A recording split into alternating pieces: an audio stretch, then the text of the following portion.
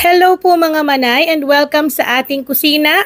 Muli ako ang inyong madiskarting nanay at dahil pasukan na naman at problema na naman natin ng pambaon sa ating mga anak, kaya naman for today's video gagawa tayo ng mini loaf carrot cake na pambaon ng ating mga chikiting at pwedeng-pwede natin pagkakitaan. So dito unahin natin yung ating all-purpose flour na ang sukat ay 3 and 1/2 cup. Susundan natin yan ng ating baking powder na 2 tablespoon. Maglalagay tayo ng 1 and 1/2 teaspoon ng baking soda, half teaspoon ng asin na pino. Then, meron tayo ditong 1 cup ng desiccated coconut. Kung wala kayo neto, ito naman ay optional.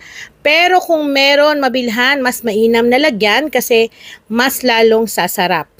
Hahaluin natin na maigi at tandaan na salain ng 2 beses ang ating harina para hindi tayo mahirapan sa paghalo, hindi ma-overmix. Then, naglalagay ako ng butas sa pinakagitna. Dito natin ilalagay yung ating sugar na ang sukat ay 1 and 3/4 cup. Pwede nyong bawasan yan kung tingin nyo natatamisan kayo at pwede ring dagdagan. Naglagay din ako ng tubig at 2 piraso ng medium size ng itlog. So, dun sa ating sangkap, lumalabas naman sa ating screen yung bawat sukat para pwede nyong isulat at masubaybayan ng mas maayos. Hahaluin natin ng maigi para make sure na matunaw talaga yung ating asukal. Gagamit tayo ng French Flavorade, yan, French Vanilla. So, mga 1 tablespoon yung aking nilagay dito. Then, susundan natin ng ating oil. So, vegetable oil yung aking gamit. Pwede naman coconut oil, palm oil pwede rin. At naglagay ako ng 1 cup ng shredded na carrots. So, hahaluin natin na maigi. Huwag dadamihan ng carrots kasi pwedeng malata. So, yung 1 cup ay enough na yon para dito sa ating recipe. I-mix natin ng maigi hanggang sa ilalim. So, ang kagandahan kapag sinasala yung ating harina, mas mabilis po yung ating procedure. Hindi tayo mahirapan yung may nakikita tayo na buo-buo. Then dito maglalagay ako ng evaporated milk. Pwede rin kayong maglagay ng fresh milk kung meron kayo nun, kung wala kayong evaporated milk. Then haluin lang natin hanggang sa makita natin na kung magapantay na yung kulay at yung may nakikita kayo na parang buo-buo, yan po ay yung ating desiccated coconut. Then kapag ganito na yung texture ng ating cake batter, so pwede na natin tong iset aside para makapag-ready na tayo sa ating mga pan. So bali dito naka-ready na yung ating mini loaf pan na gagamitin. So naglagay din ako ng liner para naman mabilis natin matanggal, or kung wala namang kayong pang liner sa inyong pan ay kahit i-brush nyo lang ng oil ay pwede na kasi matatanggal naman yan. Pero kung pambaon idea, pambenta, mas magandang tignan kung meron kayong mga bakery dyan o cake shop. So, pwede to. Then, gagamit ako ng ganitong lagayan. Ito, ilang beses ko nang pinakita sa inyo to para, alam mo yon, malinis tignan kapag naglalagay tayo ng ating cake batter para pisit na lang tayo ng pisit dito sa ating mga pan. So, naiwasan yung mga tulo-tulo sa mga gilid-gilid. So, ilalagay ko na lang po sa aking description box yung mga link kung saan ko na bili tong mga to kasi kadalasan tinatanong nyo rin. So, eto na, nakapaglagay na ako. Bale, ang kakailanganin lang natin is maglagay lang tayo ng saktong cake batter sa ating mga pan para maiwasan na umapaw siya. At the same time, maganda yung pagkakaalsa ng ating ibibake. So, alam nyo mga manay, ito ay meron akong recipe nito na dinemo ko sa SMX Wafex Manila. Pero dahil mahal na mahal ko mga viewers ko dito at alam ko naman na marami ang hindi naka-attend sa ating demo, kaya naman eto, isi-share ko sa inyo para dagdag idea rin. Lalo na sa mga mommy na kadalasan nag-iisip kung ano yung pwedeng ipambaon, ipang merienda at pambenta. So pagkatapos ko makapaglagay sa ating mga pan ay pwede na natin tong i-bake. So i-bake natin to ng mga at least 35 to 40 minutes sa init na 180 Celsius. Then kapag okay na, pwede kayong gumamit ng malinis na toothpick. Then once na wala nang dumidikit ay luto na yon. So eto okay na, no? Bali meron pa akong pangalawang salang na ganito.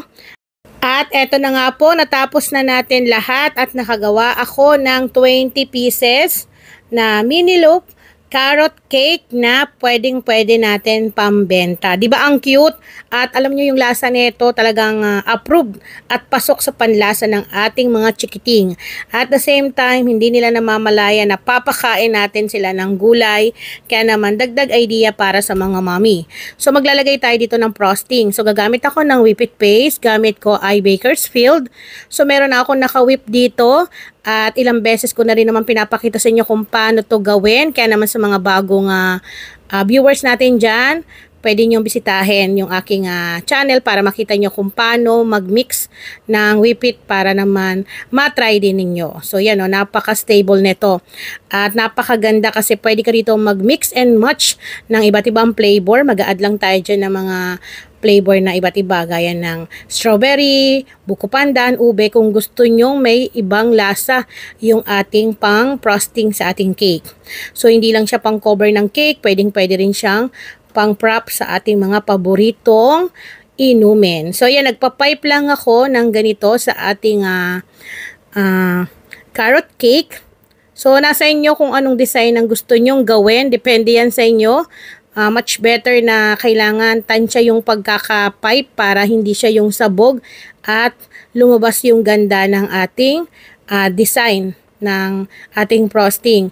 So mga manay, sa mga viewers ko na nanonood, sana po i-try nyo to dahil pwedeng-pwede nyo tong pagkakitaan. Napaka liit lang ng puhunan neto at I'm sure na talagang kikita kayo. So, sa mga magtatanong naman, alam ko, pwede ba to manay na i-steam? So, pakita ko sa inyo yung malapitan ng pag-pipe. Ganyan lang. So, pwedeng-pwede nyo tong i-steam mga manay. So, pwede nyo rin tong i-bake sa improvised oven. Kung meron kayong malaking kawali, lagyan nyo lang ng cooling rack sa ibabaw bago nyo ipatong. Then, para sa ating last na ilalagay, mag-add lang ako ng desiccated coconut. So, ito ay optional. Pwede rin kayo dyan maglagay ng mga chocolate chips or chocolate syrup sa ibabaw para mas level up. Pero, ito na lang yung nilagay ko para hindi naman siya yung, alam mo yon sobrang tamis. So, ito, balance lang yung pagkakatimpla. Kaya naman, babalik-balikan talaga ng mga bata. So, ito na po mga manay, ang ating mini loop carrot cake na pwedeng-pwede nyong pagkakitaan. Again, pwede nyo itong i-bake sa mga improvised oven, gaya ng kawali, kaldero, maglagay lang kayo ng cooling rack ha. Pwede rin itong i-steam, pwede rin po sa air fryer, kaya naman walang imposible sa nanay na madiskarte. Kapag gusto nyong i-try, maraming paraan. So, titikman na natin. Grabe, alam nyo yung ganito, sure na talagang ang sarap ipare sa mainit na kape. Kaya naman itry nyo na to mga mami. Talaga namang magugustuhan to ng ating mga anak. So para sa aking costing dito sa lahat ng aking nagamit ay gumastos lamang po ako ng 201 pesos. At i-divide natin sa 20 pieces na pumapatak lamang po ng 10 pesos kada isa. O diba? Pwedeng-pwede nang pambenta.